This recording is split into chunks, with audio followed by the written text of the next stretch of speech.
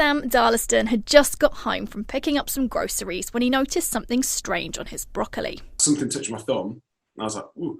I thought it was a bit of mouldy broccoli at first. Then I realised as I was sort of like delved deeper, I was like, hang on, that's a caterpillar. And then it was moving. And I just thought, I can't just chuck this out.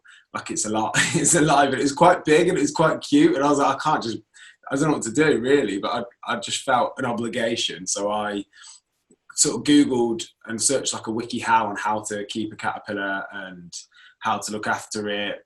I had to check if it was like an invasive species. It turned out to be a cabbage white, which are very common in the UK and here, but can be considered a pest. Certain it wasn't going to get him in trouble, Sam named it Cedric and set up his home. Made him like a Tupperware with holes in like the roof and lollipop sticks for him to cocoon on eventually. He tweeted about it, sharing some pictures and video, and thought nothing more.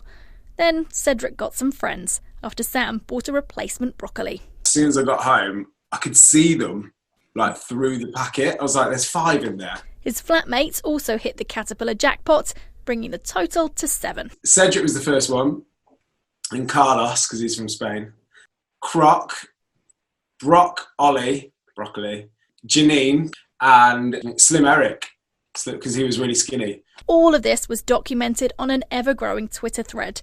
Not long after setting the caterpillars up in their home, the first one began to form its chrysalis. They all started cocooning, and then it all sort of happened over one weekend. So Slim Eric, because he was the skinniest, he was the last one to cocoon.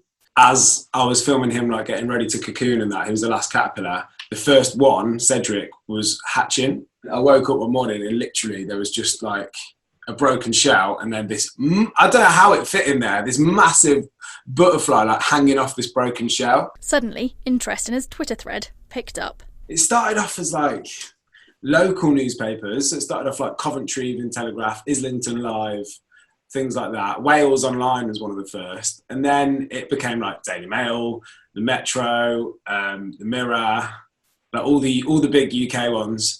He ended up on BBC Radio 2 and picked up comedian Matt Lucas as a Twitter follower. Then news crossed the pond. It's gone sort of stateside. So I did like an interview this week with Good Morning America.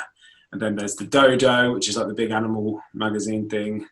And then Fox News picked it up and they actually hosted it on the news. Sam Darlaston found a caterpillar at the head of his broccoli that he bought at the grocery store. So instead of freaking out and getting rid of it, the caterpillar now has a name, Cedric. They all just seemed really confused by it, all the hosts. And I was like, oh, they haven't been briefed on this at all. And he's become hot property in Japan too. I woke up one morning with 19 requested inboxes on Instagram saying, come to Japan, you're on Japanese news. Each of Sam's videos of the caterpillars and butterflies has been viewed more than 1 million times, and close to 200,000 people have liked, retweeted or commented on the thread.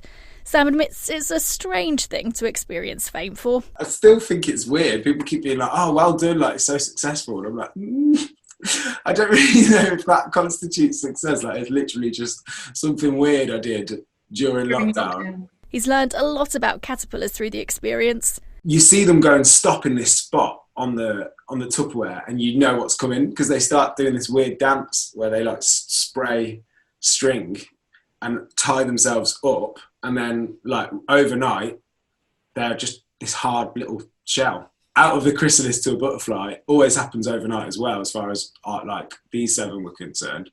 So you don't actually see that happen, but you do see the shape of the shell, and basically on the last day of them being a chrysalis, you can see the darkness of the wings like come up.